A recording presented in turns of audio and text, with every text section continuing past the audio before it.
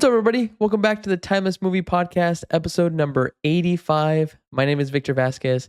Appreciate you joining me on another movie journey. That's right.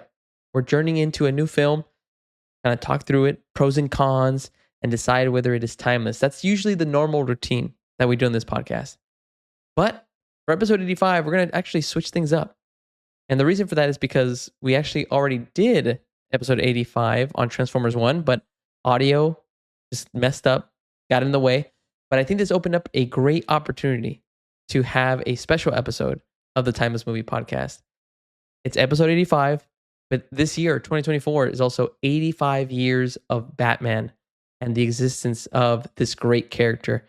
And so I thought, why not just have my brother, Mr. Ohm, join us on the podcast, and let's just talk about a film that we actually got to see because of the 85 years of Batman, Mask of the Phantasm. So that's the movie that we're going to be talking about today.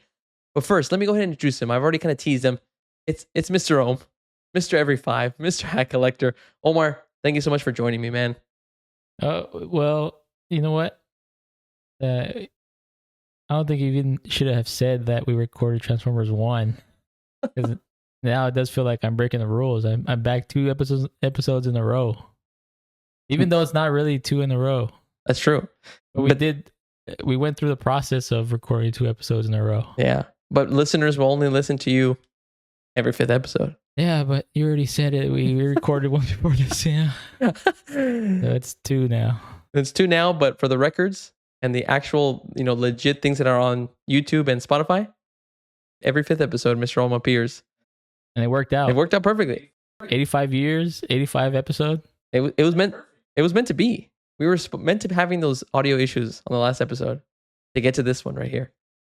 So I'm super excited. Again, me and Omar have really loved the character of Batman since we were kids. We collected toys. We collected so many different things about Batman. We watched most of the movies that have come out. I won't say that I've watched every animated Batman movie, but for most live action ones, I think me and Omar have basically seen all of them. So this just made sense. It's meant to be. We love this character. So that's really what the episode is going to be about. We're going to be covering a lot about Batman, Mask of the Phantasm. What's different about this episode, though, is that we're not going to normally do like how we, talk about pros and cons, whether we would recommend you guys watch it. Again, in our eyes, me and Omar already consider this film timeless. What we want to do here is I actually want to throw Omar a couple of curveballs. I actually want to throw him a couple of fun facts. I kind of want to show him reviews from 1993 when this film came out, and just kind of, get him thinking about what people were actually debating about in this film in regards to whether it was good or not. So again, a little bit of a different episode, but hopefully you guys enjoy it. And if you do, let us know what other movies that have already come out years ago that you guys would want us to actually maybe watch for the first time or re-review in a way. So, Mr. Rome, let's go ahead and dive in. I've done a lot of rambling. I've done a lot of talking. Let's go ahead and dive into Batman, Mask of the Phantasm. I have a couple of fun things here that I wanted to kind of relay to you before we kind of get to our thoughts and favorite moments of this film. So let me go ahead and kind of give you those. I have 10, and you can comment on some. Say like, yeah, if you feel like I already knew that, let me know. But let's start off with the first fun fact about Batman, Mask of the Phantasm. This film came out in 1993. It actually came out around Christmas time, so towards the end of the year. A couple of other films had come out as well during that time. But again, this one was actually a little bit of a surprise. First fun fact that I have here for Mr. Ohm and for listeners that are also kind of curious about Mask of the Phantasm. It says here that most of the movie is based off of the graphic novels Batman Year 1 and Batman Year 2. The flashback to Batman's first night of crime fighting, donning a jacket and a ski hat, is parallel to Book 1 of Year 1. The design and concept of the Phantasm was derived from the Reaper, the primary villain of Year 2. I wanted to throw that your way. I wasn't aware that, to me, I always thought it was like an original concept of the Phantasm, and it still is, but it seems like it was inspired by this Reaper from the comic that I haven't read yet. And that's actually really interesting because you always hear about Batman Year 1. That's like regarded one of the best Batman comics of all time. I've heard Year 2 sucks. Like I heard it's not good. So I never even bothered looking into that comic. But that's crazy. I've never even heard of the Reaper. Neither have I. That kind of makes me feel like reading And it just to now. see like if they can show designs of like where it could have inspired the Phantasm in a Yeah. way. So first fun fact right there. Let's jump into fun fact number 2. First fun fact was a success. Let's see what the rest of the 9 Mr. Ohm will are, give us yeah. approval of each one of the fun facts here. Yeah. So far, so good. Mr. Ohm, second fun fact. The computer-generated version of Gotham City seen in the opening credits of this movie was originally designed for the animated series. For the TV shows every single time it would start. Again, the purpose was it to create like a virtual set to replace the hand-painted background and hopefully to kind of help speed up production of the series. It was never used for that purpose. And so they ended up using it for the movie. But just wanted to throw that out there like that. Basically, there was a way like where, after I saw this fact, I did notice that every other animation besides the opening credits of the film looks like it's kind of, again, like it kind of moves in a slower animation style or doesn't move at all. But the opening credits of the Mask of the Phantasm, it's like an animated like film that you would see now like that where it kind of moves smoothly. Yeah, CG more involved in it, but I'm happy they didn't do that for the show. The opening intro for the show is like one of the best intros ever. and I think it also stands apart from other films where it's not like fully CG, like things are like rolling like that. I actually like the hand painted stuff that kind of just stays on screen for most of the time. So I thought that was cool. Yeah, I think the CG doesn't work. So that's second fun fact. I don't know where it lands in your approval on that one, Mr. Ohm. That was all right. I thought this one was pretty interesting, Mr. Ohm. Despite the title, the Phantasm is never referred to by name. True, and I like that. Your angel of death awaits. I thought that was such a cool line too. That's a cool line. That's third fact here. Omar, fourth fact. Dana Delaney, who voices Andrea Beaumont in the film, her voice performance in the film impressed the filmmakers so much that it actually led to her casting as Lois Lane in Superman the Animated Series. Did you know that? I did know that. And only off a random YouTube comment that I saw. Really? One time. Yeah. Yeah, that one stuck out to me. I was like, I needed to see if Omar knows, because Omar, for people that are listening, Omar went through like an animated journey where he would. I love the DC animated universe, starting from the animated series, and then Batman animated series, and then Superman, and then the new Batman Adventures, Batman Beyond, Justice League. I collect all those DVDs, and I've gone through phases where I've rewatched the whole thing, like from beginning to end, and of those shows. Dang, I was hoping to kind of stump you. I thought you were gonna like, oh, what? That was her? And I was like, no, it didn't work. All right, man, keep going. Okay, fifth fun fact. We're halfway there, Mr. Ohm. If you remember, Mr. Ohm, there's a specific scene in the Batcave where Batman is on the Bat computer, and it says Dummy Corporation's O'Neill Funding Corp and Adams Tool and Die are two dummy companies. Those are actually references to Denny O'Neill and Neil Adams, respective writer and artist for Batman comics circa 1969. Their somber, camp-free stories have been called groundbreaking and are considered a major turning point for DC Comics Batman titles, which O'Neill edits and oversees. Now, the reason I wanted to include this one is because Omar actually has been going through the decades of Batman comics, reading through them. And so I was hoping that, I don't know if you've got into like the 60s and kind of late 60s, early 70s, but wanted to throw out those two names and references for comics. And so that's a good call out. I mean, those were I haven't read through those comics yet, but I mean, those names are iconic. Personally, that's my favorite Batman design, the Neil Adams Batman. Can you describe it for like people that might not know that off the top of their head? It's like the blue and gray Batman, but it's not like the 1940s, 1950s campy. It's like it's a more muscular figure, more realistic. You can just type in Neil Adams Batman in Google and you'll see what I'm talking about. I think it's the best Batman design. Nice. I love it. Yeah, I thought that was cool that they used, kind of like an early Easter egg like that, putting names of artists before as well. But I thought that was cool. Mr. Ohm, fun fact number 6. The film was originally going to mark the end of the Batman animated series, which explains why Joker seemingly dies at the end. In addition, the movie was originally going to be a 2-part episode of the animated series called Masks, featuring Batman Year 2 villain, The Reaper. Oh. Crazy to think that this movie was almost intended to be like the end of that animated series. The animated series wasn't even that far in when that movie came out. Exactly. Which shows that maybe they didn't have a lot of faith, or like, I don't know what it was, but Yeah, good thing that it did not end after that. But that could maybe explain why they ended like that Joker kind of his whole kind of arc in that film.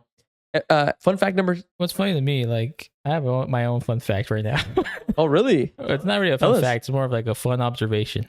Like in the animated series, it almost became a trope where the Joker seemingly dies and then just magically reappears like in the next episode with no explanation. It happens like 3 or 4 times. And I think it started with this movie, maybe. I think this might be the first time, or it looks like he dies at the end, but then he just comes back like if nothing happens. Yeah, that's a good call out too. Ms. Rome, fun fact number 7. Bruce Timm went through approximately 20 different character designs for the Phantasm before creating a version that resembles the Grim Reaper with Azrael's mask. The large blade on the right hand was not part of Timm's original design and was added later at Alan Burnett's insistence. So just wanted to throw that fun fact out there. Like I'm always kind of curious when it, like obviously for us, when we see the final versions, we're like, man, this is so cool. I'm also very curious, like how long sometimes, like when you see different concept arts like that, this film has its own kind of like, in a way when Bruce is trying to figure out the design of like what he wants his Batman to look like, kind of drawing different versions. So I thought that was cool that they went through like various iterations. What caught my attention was Azrael. I was like, oh, like interesting like that. A character that I only know from the Arkham games in a way. But knowing that like when you've talked to me that he has a bigger part to play in comics too and eventually becomes Batman. So fun fact number 8, Mr. Rome. Mark Hamill claims he took the opportunity of reprising his role for Batman the Animated Series by way of creating new laughing vocabularies. Like to me, how I kind of read that is like he basically wanted to keep doing it just because he wanted to create new laughs. And if you really pay attention to this film, he has different laughs that he kind of incorporates, like some that are sinister, some that are just kind of very reckless and wild. And you could hear that through the animated series. Like through any kind of interpretation where you hear Mark Hamill, he has different laughs that he can leverage for the Joker. So I thought that was cool. Fun fact number 9, the movie's rush production left Bruce Timm dissatisfied with the final result. He says here, after the success of the animated series, it was originally intended as a one-off special for TV before executives at Warner Brothers decided on a theatrical release. This meant Bruce Timm and his team only had 8 months to put together a film on a limited budget of $6 million. By contrast, Disney's Aladdin, released the year before, cost $28 million and took 18 months to animate. Timm told Empire Magazine, "We got the word that the studio officially wanted to make its theatrical release while we were literally handing out the storyboards to the animators. It had all been formatted for the old school TV ratio, which was practically a square. It was like, what the heck are we going to do? When I see it, I just cringe. It's like 90% there. I just wish I had the last 10%. And so just thought I'd throw that out there like that they only had 8 months to basically try to animate it. But it's incredible how with so much pressure like that with 8 months and they come out with such an amazing experience. That's what I like.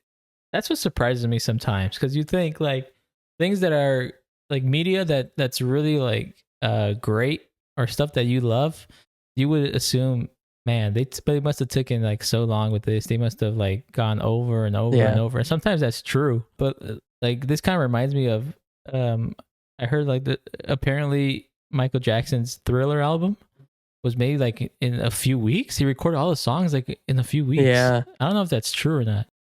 But imagine that, like that song is filled with every single song is a classic. Every one is a hit. And you would think like, man, it must have taken them months or years to think of an album this good. So that's crazy. Like they had so limited time, so limited budget, but to us, like the consumer, it looks perfect. It's exactly for him. Obviously, as a creator, he's like he cringes when he sees it like that because he knows like what maybe the final thing could have been, but to us like that when watching it as kids and even now when we watch it in theaters, like it's just like it blows me away. I was like, man, this is so cool like that. This brings back so many great memories. So we love it as is.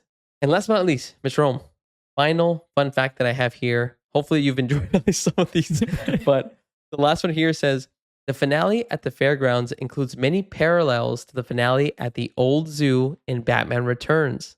Like Catwoman, Andrea is torn between her one true love and vengeance, ultimately choosing the latter.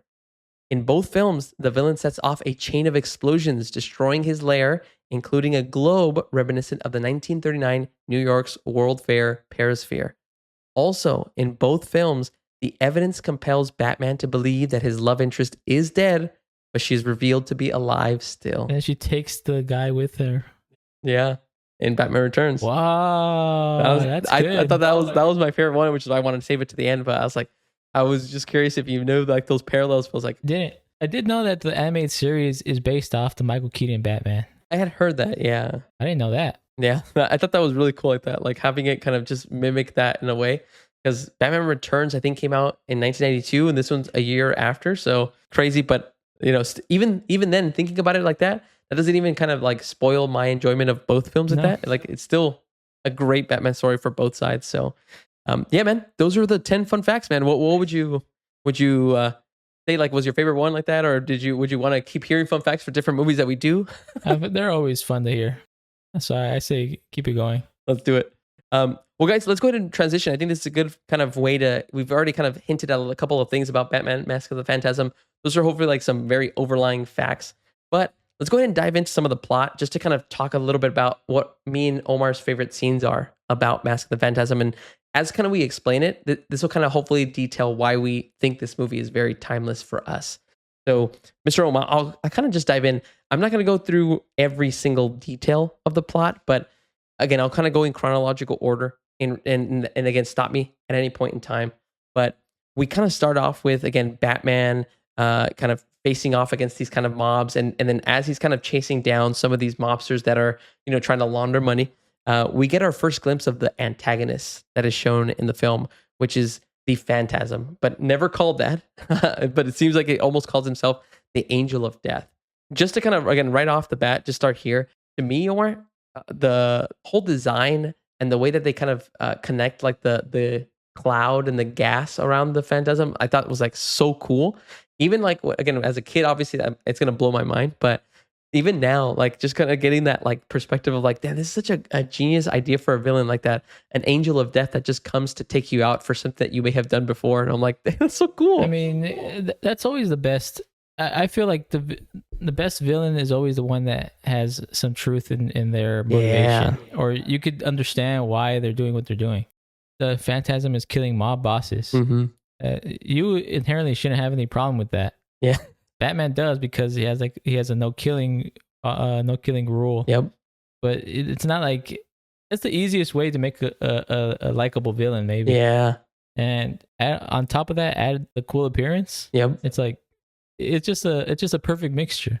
And then also, I think what I love most is the fact that when you make such a compelling villain, almost that looks very similar to your protagonist, that people start getting confused of like, is it Batman that's doing this killing like that? Like, is it him? Like, you know, like throughout the beginning of the movie, people are like in the newspaper are like, well, this hooded figure like that's like a vigilante that's taking out bad guys.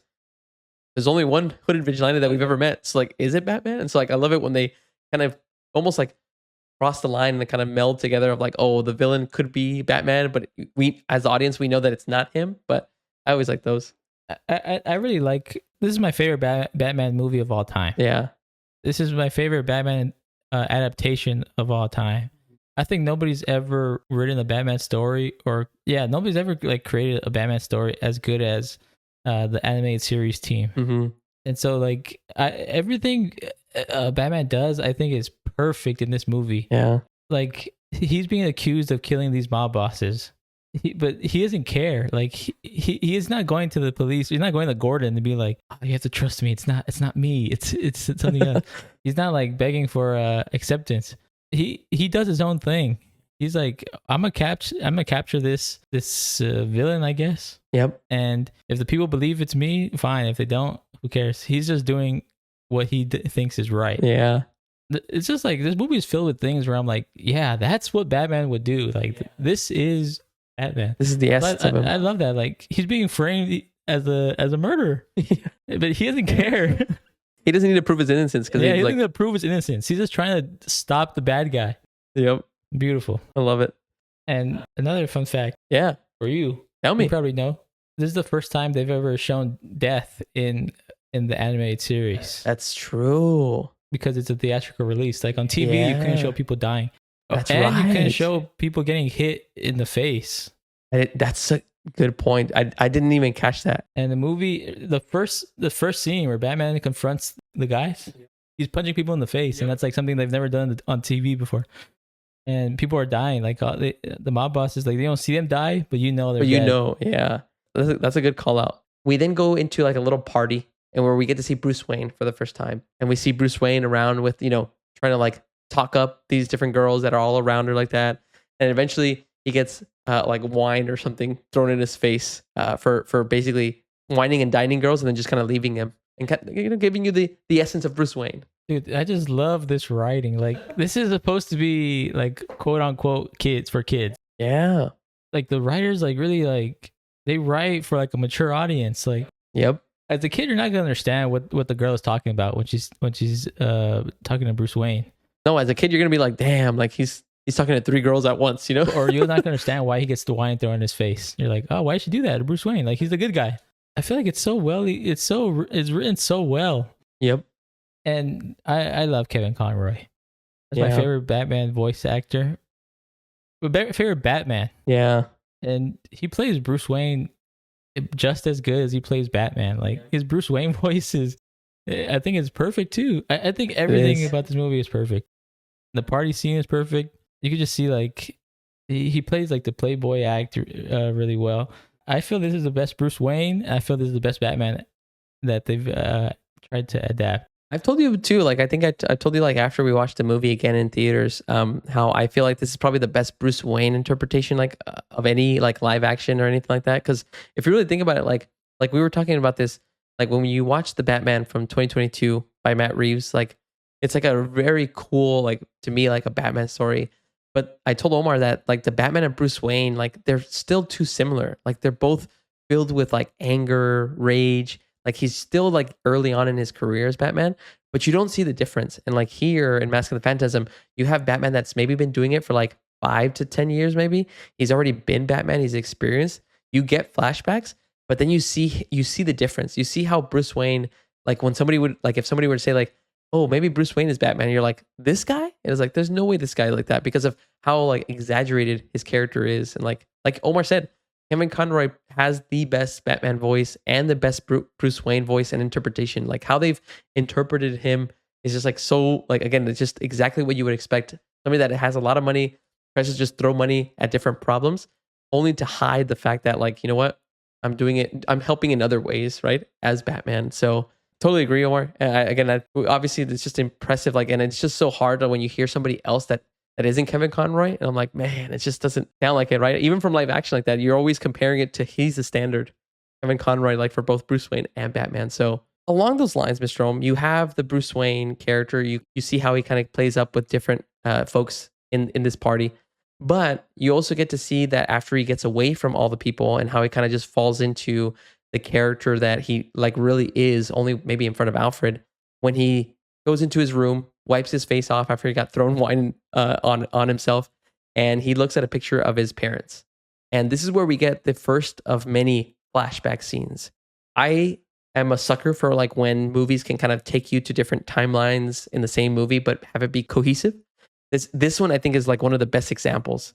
And what I love most is that they take into account that even though the first scene that you see in this movie is like Batman in his cowl, him like fighting, crime, but they still understand like, hey, if this is your first time watching Batman or understanding this character, we still somehow made these flashbacks as like an origin story if you've never seen our animated series.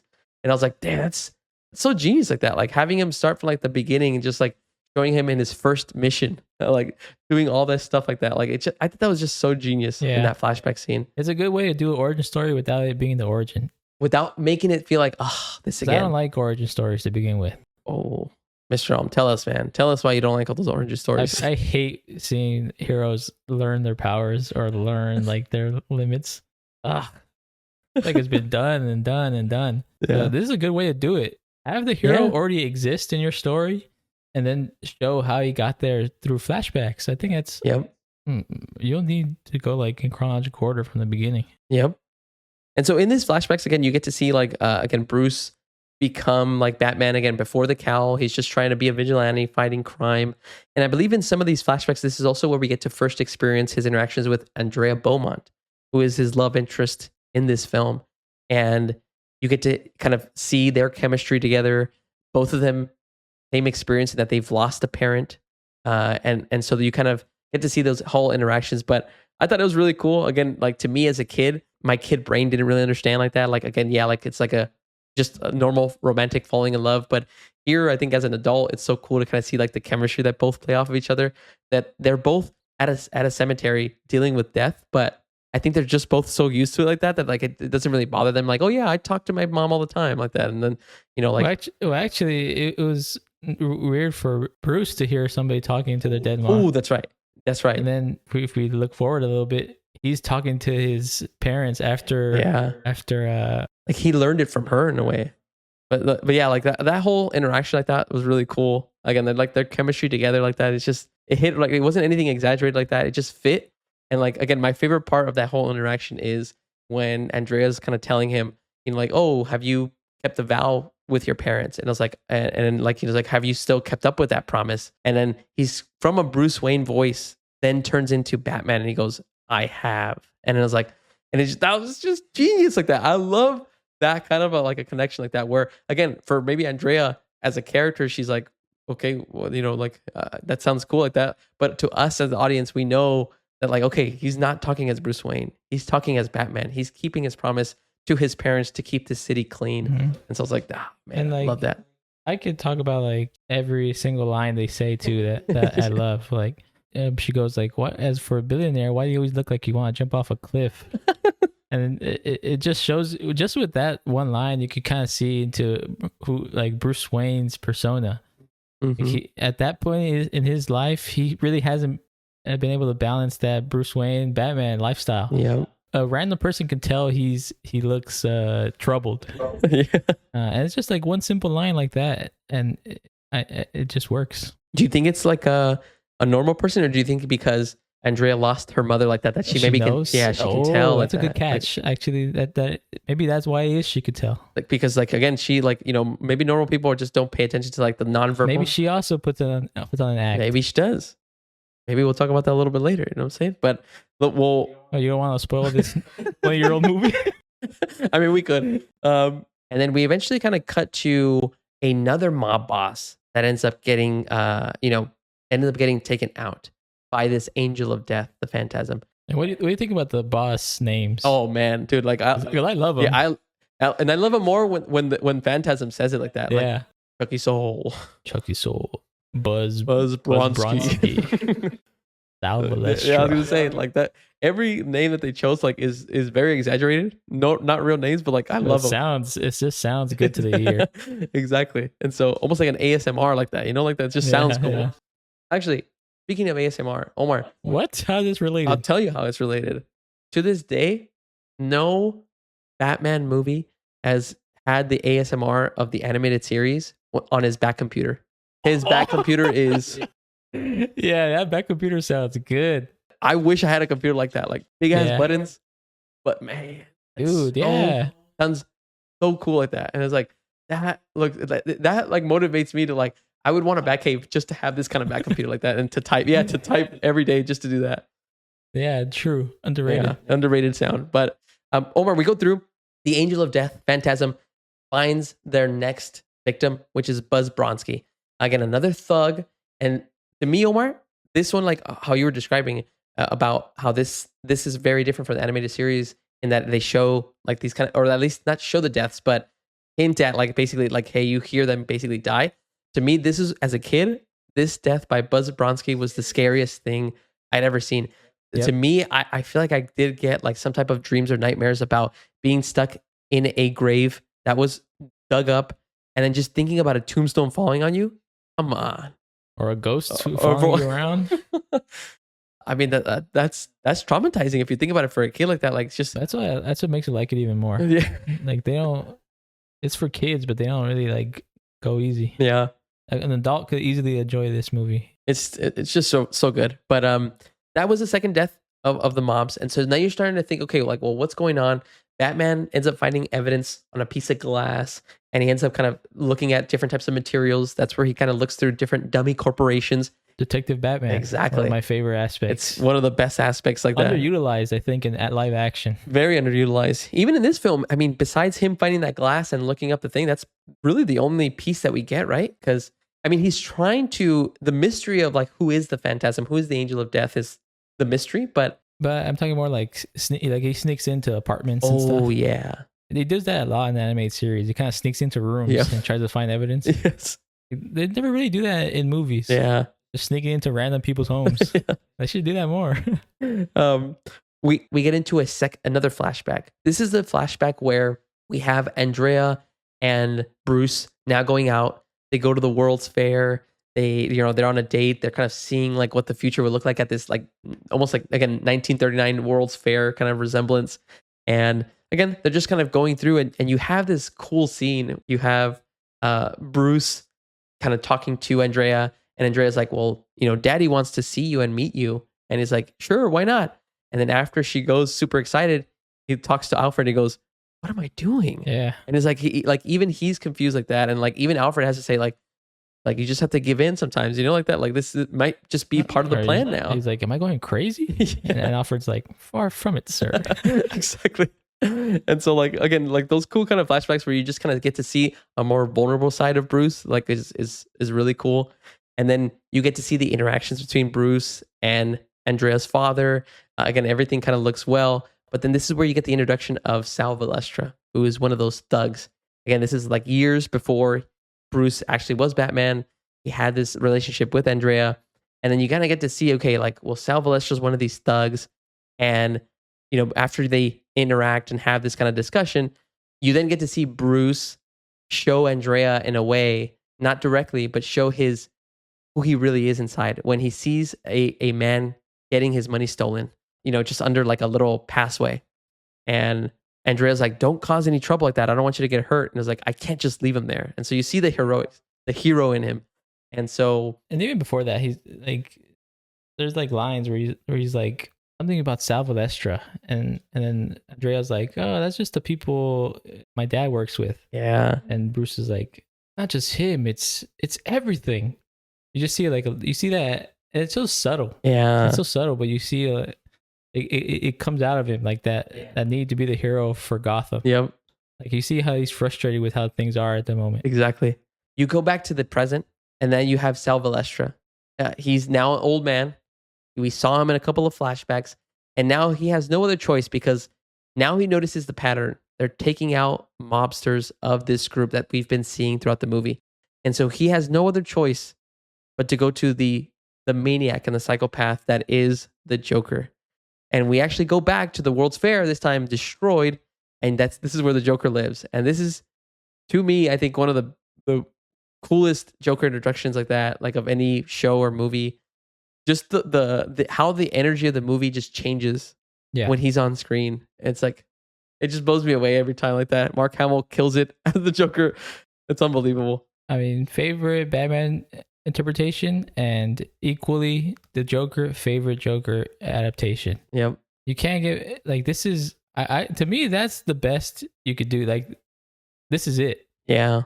Yeah, that was a great introduction to the character. And because like you have the mob boss looking for help and look who he's going to. It's almost like the Dark Knight. The mob bosses are so desperate to get rid of Batman that they go to somebody who was too dangerous, Mm-hmm. Like it actually almost is like the Dark Knight. Yeah. And once he's out of the box, all hell breaks loose. Yeah, man. Mark Hamill is incredible. And one of my favorite parts of this scene, again, I feel like the writers for this or the creators for this movie and anime series, I think they're so good at developing their characters, and it's all subtle. I think it's in the subtlety. When Sal Valestra is asking the Joker for help, he's getting really desperate, and the Joker is like completely like he doesn't care. He's like nonchalant. He's goofy, and then when Sal gets him by the collar, and he's like, "Don't you see this is serious?" And then there's a zoom in to Joker's face, and he goes from happy, and he slowly gets angry, and the background fades to red, and he goes, "Don't touch me," and he follows it up with a joke. He's like, I don't know where you've been.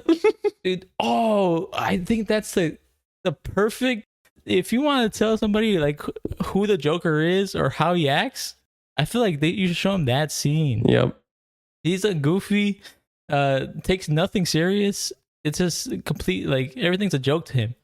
But you know, deep down, he has that anger, that craziness factor, like that. He's ready to blow up. But he puts on like a front of like a goofy, like a jester like that. Yeah. But when he does, like when you do see him get serious, it's scary. And that's like that's how the Joker is supposed to be, in my opinion. Like, yeah, you're supposed to get scared of him because through all the jokes and everything, you can see deep down there's this guy who's ready to go off at any second. Oh yeah. I feel like no other adaptation has done it that well. Yeah. Especially the latest ones. I don't think any of the latest Jokers are Jokers. I mean, I think the Dark Knight got it pretty good too. I felt when we watched it in theaters like that like you didn't know what he was gonna do. The Dark Knight did it perfect for Christopher Nolan's universe. Yes. It couldn't be a goofy clown in Christopher Nolan's universe. No. But he was still funny though. Yeah. The problem is, I think everybody's starting to wants to copy that Heath Ledger Joker. Yeah. Like, I think the Joker from the Batman doesn't work. Mm-hmm. Or this Joker from the new DC universe, I don't think that works. Yeah. Even the new Joaquin Phoenix one. Yeah. Like, that's still like an iteration of the Heath Ledger one. Yeah. In a way. Like, they turn him into like this character who's like preachy and like wants to talk about society and who's like mentally ill. I think the Joker he's a maniac, but yeah, he's like a clown, first and foremost, But whatever. I think that scene was amazing to me. Yeah. Omar, kind of leading into that, right? Like the how much of a maniac the Joker is. He actually helps the Phantasm with his next death because he actually kills Sal Valestra for him. So, which is a perfect Joker move. Exactly. And even better, he wants to know. So he gets in on the detective case and he wants to know exactly who is this Phantasm. Is it Batman?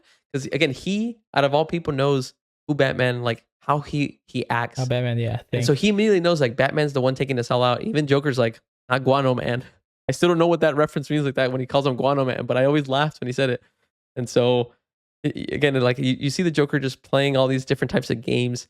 He ends up blowing up the apartment of what we now realize after we've gone through the movie. It is Andrea Beaumont who is actually the Phantasm, the Angel of Death. Can I talk about some scenes that? Yeah.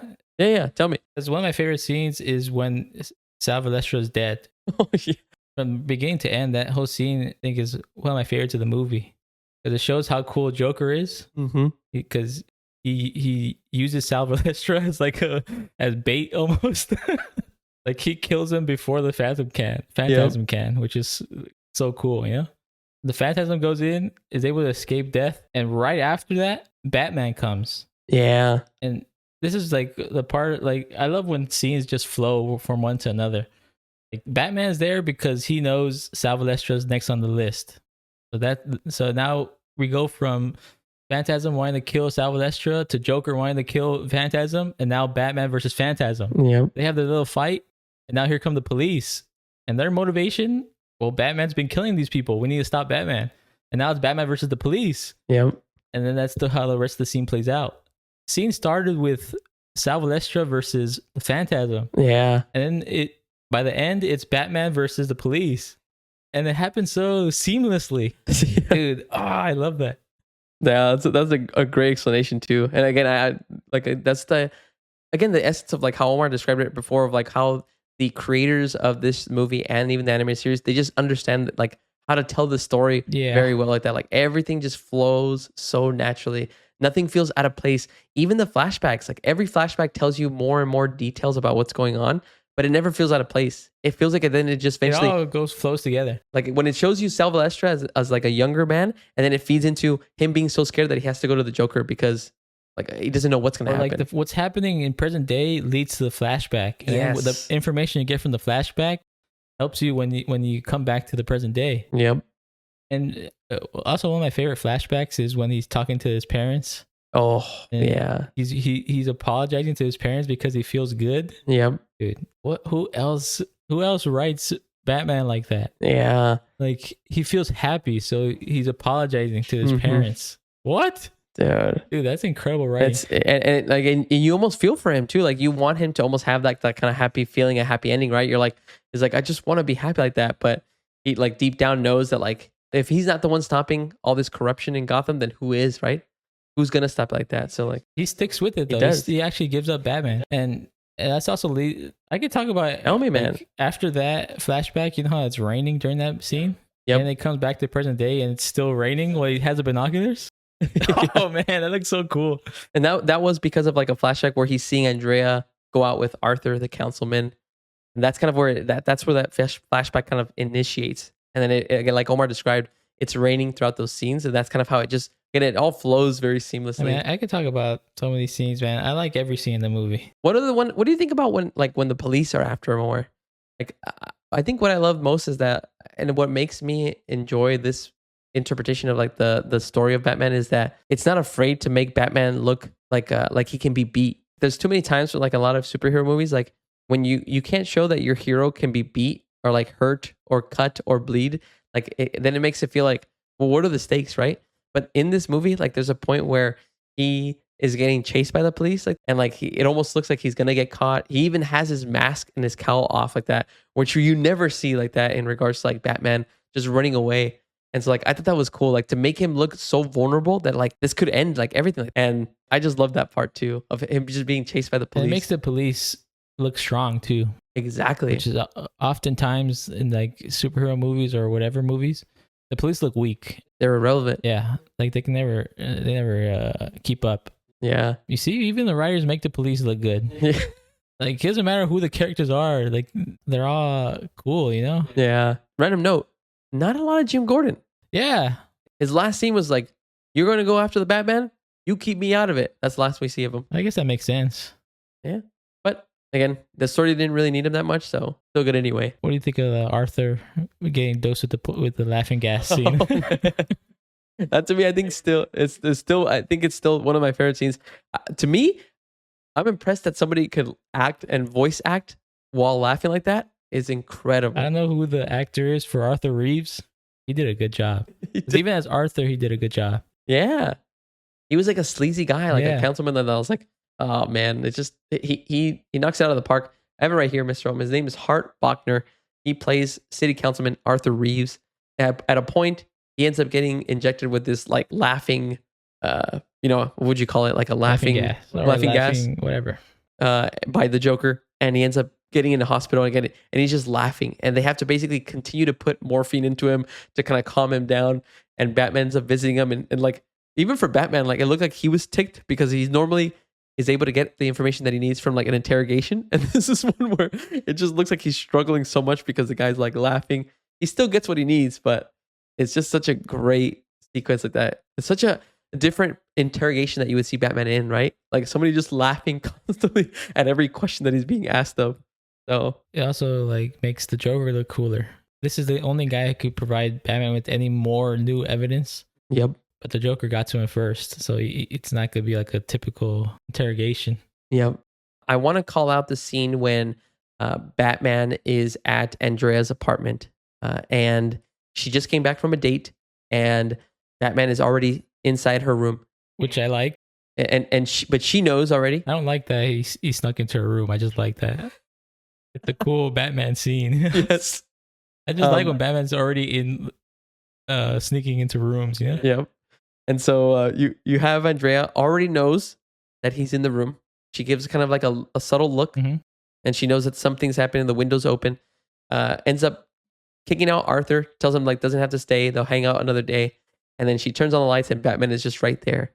And to me, like some of the best dialogue that like of the movie, like Omar's describing a lot of scenes. Like every piece of dialogue is like nothing is forced, nothing is wasted. Yes, everything is like it hits the mark that it needs to hit. And in this scene is probably one of my favorite ones, just because as an adult now, because you have Batman talking to Andrea and like telling her about like what happened that night.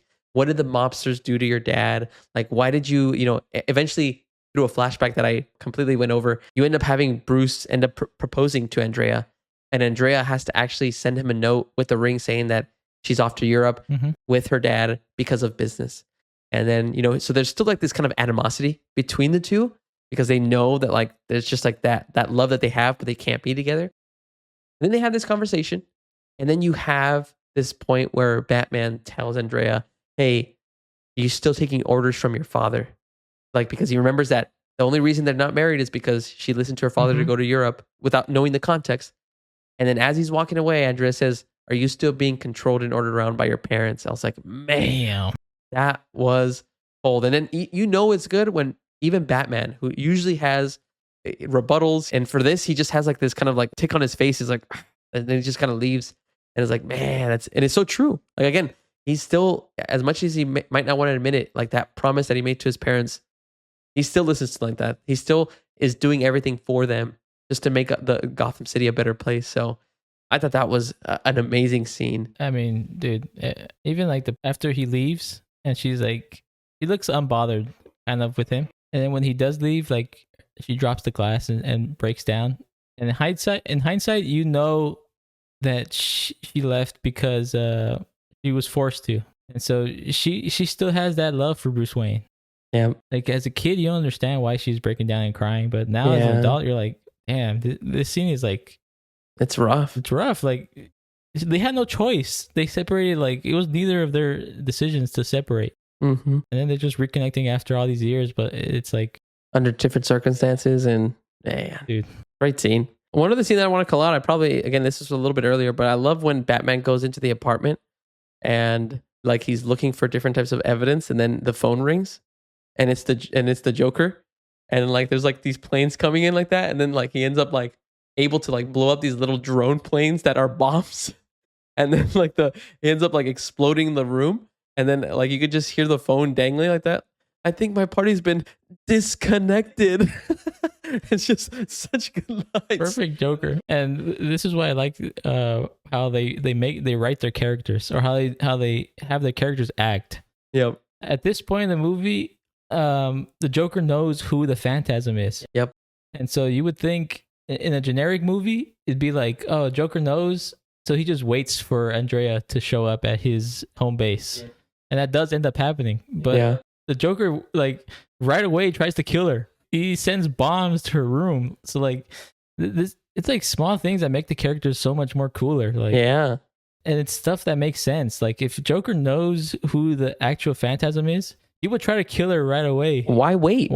Or why build suspense like that when there's no need to, like that? Like when you already know. And it just makes the scenes cooler because now, like, Batman ends up going there first. So it adds a little more excitement to the movie. I love it. Omar, you kind of called it out right now, right? Joker ends up realizing who the Phantasm is. And so you have this final kind of third act that ends up happening where you have the three main characters of this movie. You have the Joker, you have the Angel of Death, Phantasm, which is Andrea Beaumont, and Batman, all meet at the World's Fair. Everything about this whole like kind of finishing sequence is like amazing. It's top tier in regards to how you see Batman trying to save and help Andrea. Andrea just trying to go one-on-one against the Joker to try to kill him. Joker, again, you can tell like, okay, one-on-one in a fight, he shouldn't be able to keep up with her, but the tactics that he used like that, the different things like that to just trying to kind of keep her off balance. And considering that we're in his lair, like he has all these different types of advantages. And so it's just it's just funny the things that he pulls off. My favorite thing is like when he's getting beat up by Andrea and he has like a knife, he has like a piece of glass, and he has a bologna, and he chooses the bologna. Yeah. Oh man. And you see, it's like they just understand the characters they're writing for. It's incredible. And then we get to like after all that, we finally get the Batman Joker face off. It's just like a perfect way to top off the movie. If you have Batman and Joker, you need them to face off one-on-one. It's like The Rock versus Steve Austin. Yeah, they're the biggest names. They have to face off. Main event, dude. I just think it's a perfect movie. Everything just hits. Again, they're at the World's Fair, and then you eventually get to see like the Joker finds a way to kind of run away from Andrea. He turns on this fan. Omar, to me, the biggest travesty. Batman has this motorcycle that comes out for literally a couple scenes, and he ends up destroying it right after. What a travesty. Batman move, though. It is a Batman move, but I think to me, just like, you couldn't have ridden the motorcycle a little bit earlier like that to see it a little bit more. He literally, this is the first time you see that motorcycle, and you're like, the dope motorcycle. And then he immensely just throws it in there. obviously to save Andrea, which makes And sense. if you watch the TV show, that motorcycle comes out more often. True. You have that. Then you have, like Omar described, this really cool fight scene between Batman and the Joker. Omar, to me, resembled like if you were seeing like Godzilla versus King Kong. They're both like in a mini Gotham City like that. Yeah, and so like they're both like these giants. And then again, you think, why would the Joker be able to compete with him? But again, he has all these tricks. He has these drones that are flying around, cutting up Batman. And Omar, another thing that we get to see was you eventually notice that Joker has basically planted bombs all throughout the World's Fair. So that's his like big plan. And his big escape is just to basically blow up the entire World's Fair. And this is where you get to see basically the decision that Andrea ends up making, where Batman's telling her that they can just leave, they can escape, they can leave him here. And she eventually decides to actually choose to just take care of the Joker, because Joker ended up killing Andrea's father. And this is the sweet revenge and vengeance that she wanted. And so you then see the last kind of that smoke and cloud that she ends up occurring in the film. And basically you just see everything in the World's Fair start blowing up. You have this beautiful, I think, which something that we haven't mentioned yet, which is the beautiful music that's playing in the score throughout the entire film. And Omar, you called out when you see him, when the Joker, you see that psychotic side of him, the red. To me, what I visualize as the Joker is this last scene where you see everything blowing up, hear the orchestra play, and you just see this guy laughing on his knees, like saying like, this guy's about to blow up and die. And all he can think about is like, I'm having the time of my life like that. And then you just see him laughing. And it just seems like it's so like scary in a way like that, you know? Like I really love that scene of the Joker. But So, like in WWE, where they want to make your wrestlers look good. Yep. If they're a popular wrestler, you want to make them look good, win or lose. So when they lose, you have to do something like they have to plan something in a way where even if they lose, they still look cool. That's what they did with the Joker. Like he's about to he lost the battle. He's about to be killed probably, and they did what they made him go out laughing, and that's a cool scene. Ms. Rome, any kind of other final thoughts or scenes that I probably definitely skipped over that you would want to call out? Some people think like the best scene in the movie is where he becomes Batman for the first time. Oh yeah, We didn't mention that, but that's also right. one of the greatest scenes in the movie. Just Alfred's face too, like that, like in his shock. The music makes the whole scene. Yeah, And the silhouette, you never see what he looks like, even from the side. Yeah, man. I feel like we can mention every scene. Mr. Rome, one thing I do want to call out, isn't it kind of crazy the way that the shots kind of are mirrored, in that when you first see Andrea and Bruce at the World's Fair, it's all new, and then when they meet at the end, it's all basically destroyed, kind of almost mimicking their relationship in a way. Yeah. Like hey, like the tomorrow looks very promising, but then when you see them at the end, like there's no future for them, and so everything's destroyed. That's pretty oh, good. Yeah. I kind of caught that when we watched it in theaters. I was like, dang, that's crazy. That's a crazy kind of visual to kind of see, you know? But again, hopefully you guys enjoyed that. Let us know what your guys' favorite moments are. If you've seen The Mask of the Phantasm, if you got to see it in theaters for the 85th anniversary, let us know. Also, let us know what's your favorite Batman interpretation. Definitely would want to interact with you guys. Omar called it out as his favorite interpretation and favorite story, really, of Batman. Live action and animated. What about you? I think Omar called it out. I was trying to think beforehand. To me, I think The Dark Knight still has like that story I think is still incredible, but this one is like a number 2. I think when I saw it again, it is kind of inching a little bit closer maybe to the top, because I think it has equal sides for both Bruce Wayne and Batman. Whereas other films kind of like they try to balance both, but I feel like sometimes it goes heavy on the Batman side. So I think I still have The Dark Knight for now, but it could change the more and more we watch these movies, you know? All right. You don't like that I have that little gap of like where it could change? Yeah, I don't like that. I feel like you do that often with like the timeless. Is it timeless? Potential. Potential. It could be.